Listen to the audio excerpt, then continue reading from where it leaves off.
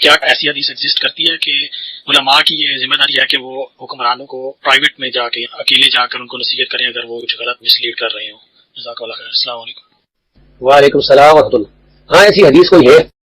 لیکن اس کے مجھے الفاظ پورے یاد نہیں. اس میں مفہوم یہ ہے کہ اگر کوئی آدمی یعنی کسی حاکم پر رد کرنا چاہے تو پھر اس کو چاہیے کہ وہ اعلانیہ نہیں بلکہ پرائیویٹ جا کر تنہائی میں اس کو وہ کہہ دے کہ یہ بات اس طرح ہے.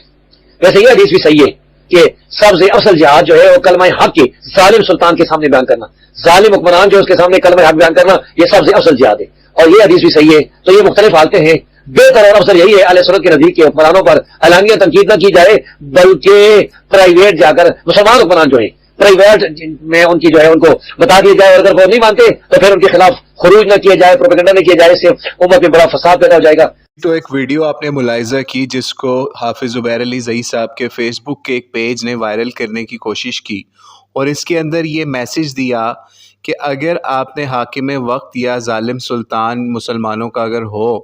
تو اس کے سامنے آپ نے اگر کلمہ حق کہنا ہے تو آپ نے اس کو چھپ کے کہنا ہے، اس کے گھر میں جا کے اگر آپ کو رسائی ہو نا. اور اس کے اوپر انہوں نے حدیث کا، زبیر علی زئی صاحب نے تو ریفرنس نہیں دیا لیکن ان کے ایڈیٹر صاحب نے اس کا ریفرنس دیا.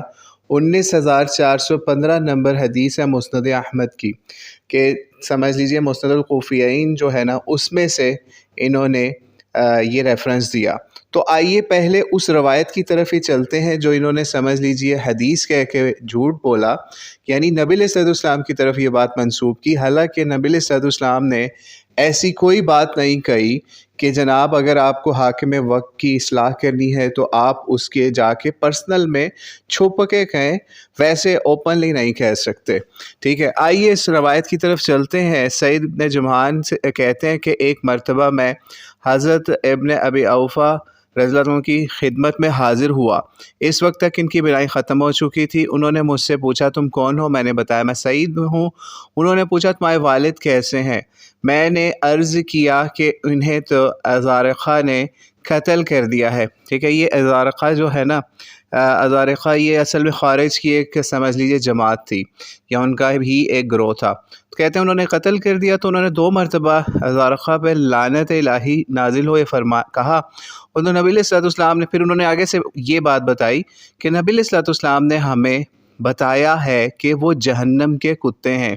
یہ بات تو انہوں نے نبی علیہ السلام سے منسوب کر کے کہی. تو پھر انہوں نے پوچھا ان سے کہ صرف کیا ازارقہ کے فرقے کے لوگ مراد ہیں یا تمام خوارج مراد ہیں، یعنی وہ نبی علیہ السلام نے جو جہنم کے کتے والی بات کہی تھی. تو انہوں نے کہا نہیں، تمام خارج اس سے مراد ہیں. پھر میں نے عرض کیا کہ بعض اوقات بادشاہ بھی عوام کے ساتھ ظلم اور ناانصافی وغیرہ کرتا ہے. ٹھیک ہے، یہ بنو امیہ کا دور چل رہا تھا، یہ بھی یاد رکھیے گا. ٹھیک ہے، تو انہوں نے سوال پوچھا کہ یہ بادشاہ بھی تو ظلم اور زیادتی کرتے ہیں، آپ صرف خوارج کی بات ہی کریں کیونکہ خوارج پہ لعنت ہو رہی تھی نا یہاں پہ. تو انہوں نے کہا جناب ان بادشاہوں کا کیا کرنا ہے؟ تو انہوں نے کیا کیا، انہوں نے آگے سے اس راوی نے کہا بتایا کہ ناانصافی کہ اس بات کو سن کے نا انہوں نے ان کا سمجھ لیں ہاتھ زور سے دبایا اور تیزی سے چٹکی کاٹی اور فرمایا اے ابن جمعان، تم پر افسوس ہے، سواد اعظم کی پیروی کرو. ٹھیک ہے، یعنی یہاں ان کو کہا علیک بالسواد الاعظم، یعنی جو بڑی جماعت ہے نا اس کی پیروی کرو. اچھا، اہل حدیثوں سے بھی یہاں پہ ریکویسٹ ہے کہ اگر یہ بات بھی آپ اس روایت سے مانتے ہیں تو اس وقت سب سے بڑا سواد اعظم جو ہے نا وہ حنفیوں کا گروہ ہے. ٹھیک ہے، تو آپ اپنی جماعت چھوڑ کے نا یہ فتویٰ دینا شروع کریں کہ جناب یہ سواد اعظم کی آپ پیروی کرنی ہے. لیکن اس کے اوپر انہوں نے کہانیاں لکھی ہوئی ہیں کافی کہ جناب سواد اعظم سے مراد یہ نہیں ہے، وہ ہے قرآن و سنت کو فالو کرنے والا. لیکن حکمرانوں کی چاپلوسی کے لیے نا یہ روایت پیش کر سکتے ہیں، صرف یہی والی جو ہم ابھی آپ کے سامنے پڑھ رہے ہیں، جو انہوں نے پیش کی، ہم نے نہیں پیش کی. اچھا جی، آگے کہتے ہیں کہ انہوں نے تیزی سے چٹکی کاٹی اور فرمایا ابن جمعان، افسوس ہے تم سواد اعظم کی پیروی کرو. سواد اعظم کی پیروی کرو اگر بادشاہ تمہاری بات سنتا ہے. ٹھیک ہے، بڑا اچھا بادشاہ جناب آپ کی باتیں سنے گا نا، آپ کی جو آپ اس کو اصلاح کے لیے کہیں گے. اچھا کہتے ہیں کہ اگر بادشاہ تمہاری بات سنتا ہے تو اس کے گھر میں اس کے پاس جاؤ، اس کے سامنے وہ ذکر کرو جو تم جانتے ہو، اگر وہ قبول کر لے تو بہت اچھا، اگر وہ نہ کرے تو تم اس سے بڑے عالم نہیں ہو۔ ٹھیک ہے، یہاں تک کہہ دیا لست بعالم منہ، کہ فإنک لست بعالم منہ، کہ تم پھر اس سے بڑے عالم دین نہیں ہو یا عالم نہیں ہو۔ یعنی ان اہل حدیثوں سے اب ہمارا یہ سوال ہے کہ اس کا مطلب ہے اس روایت کو جو آپ نے حکمران وقت کی چاپلوسی کے اندر پیش کی، اس میں تو یہ دو باتیں بھی ہیں، سواد اعظم والی بھی، اور دوسری کہ آپ حکمران وقت سے بڑے عالم نہیں ہیں۔ تو اب کوئی کہہ سکتا ہے کہ یزید پلید جو ہے وہ سب سے بڑا عالم تھا اس وقت کا،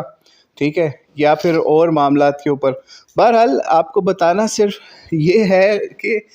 یہ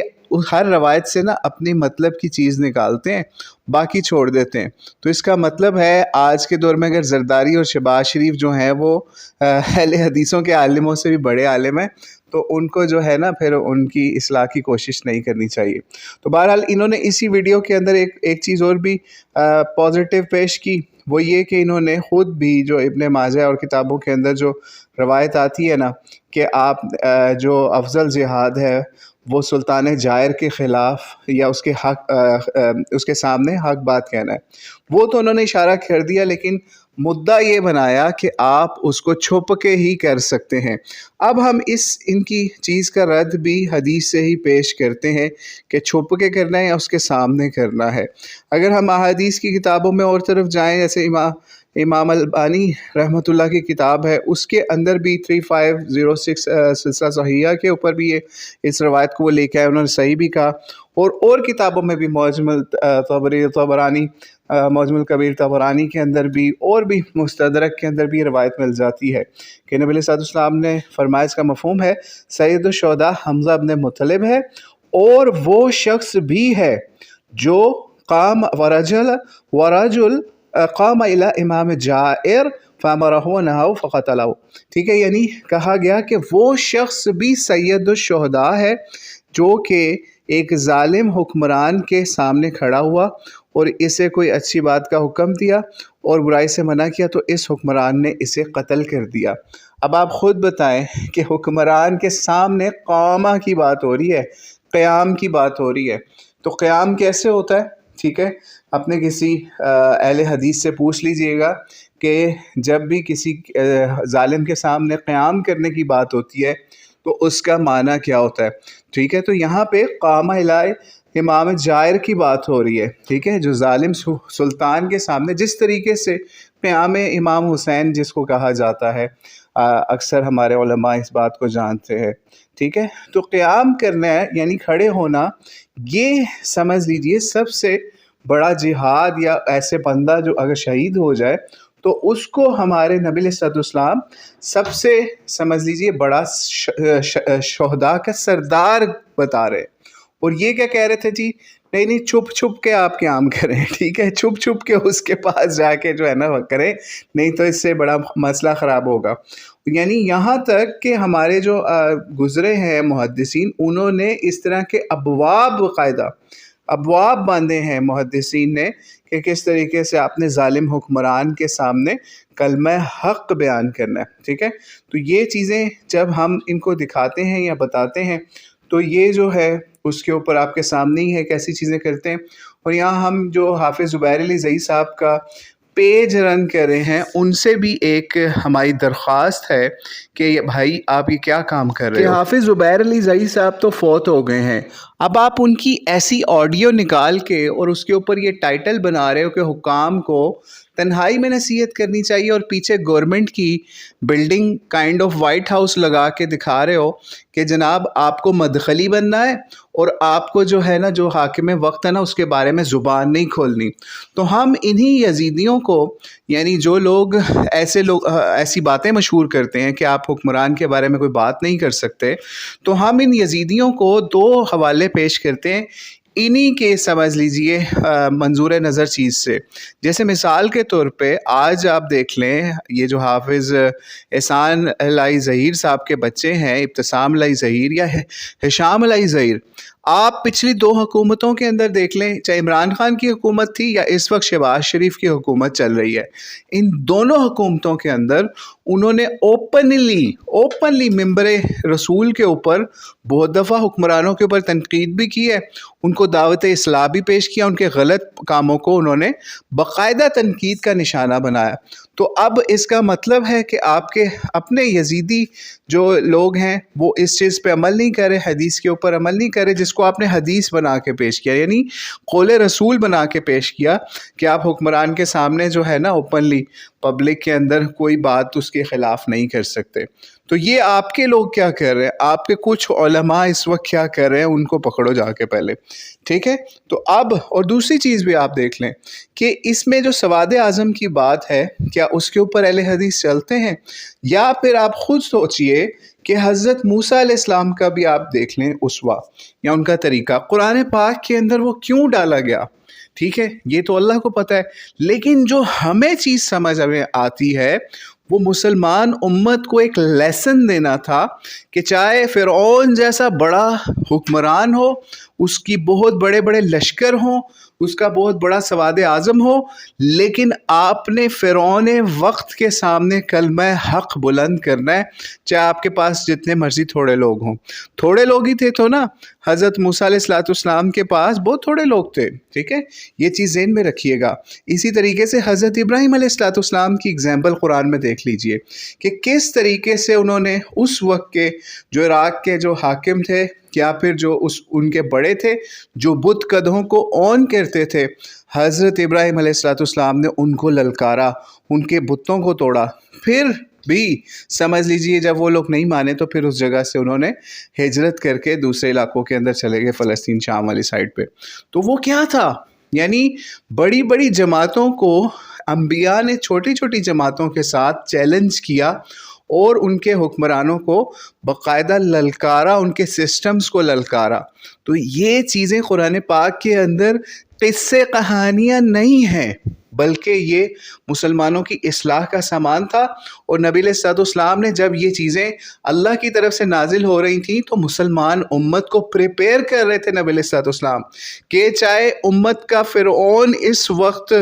ابو جہل ہے اور اس کے ساتھ جتنے مرضی زیادہ سردار ہیں، جتنے مرضی زیادہ قبیلے ہیں، چاہے ان کے ساتھ جتنا مرضی بڑا ایریا ہے، لیکن آپ نے ان سے مرعوب نہیں ہونا، ہم چھوٹی جماعت بھی بڑے لوگوں کے اوپر غالب آ سکیں گے۔ یہی دین کا پیغام تھا، نہ کہ اس وقت کے حاکموں سے نبی علیہ السلام نے امت کو ڈرایا، نہ ہی کوئی ایسا معاملہ ہوا۔ اور نبی علیہ السلام نے یہ چیزیں پریکٹیکلی کر کے دکھائیں، اور اللہ تعالیٰ کی طرف سے جب یہ قرآن پاک نازل ہو رہا تھا تو اب آپ اس کو اس سوچ سے جب قرآن پاک کو پڑھیں گے تو آپ کو پتہ چلے گا کہ اللہ تعالیٰ نے اس وقت صحابہ اور اہل بیت کی جماعت کی، یا نبی علیہ السلام کی بنائی ہوئی اس جماعت کی تربیت کس طرح سے کی، اور آج ہم لوگ ان چیزوں کو صرف قصے کہانیاں سمجھ کے قرآن پاک کو پسے پش ڈالے ہوئے ہیں اور حکمرانوں کی چاپلوسی کے اندر لگے ہوئے ہیں۔ تو اللہ تعالیٰ ایسے ظالموں سے مسلمان امت کی حفاظت کرے، اور حافظ زبیر علی زئی صاحب کے بھی جو فالوورز ہیں جو اس طرح کے پیج رن کریں، وہ اس طرح کی آڈیوز غلط مفہوم ڈال کے شیئر نہ کریں، جیسا کہ انہوں نے ٹائٹل اور تھمبنیل لگایا ہے، یہ بالکل ناقابل قبول چیز ہے۔ اللہ عالم بالصواب۔ السلام علیکم ورحمۃ اللہ وبرکاتہ۔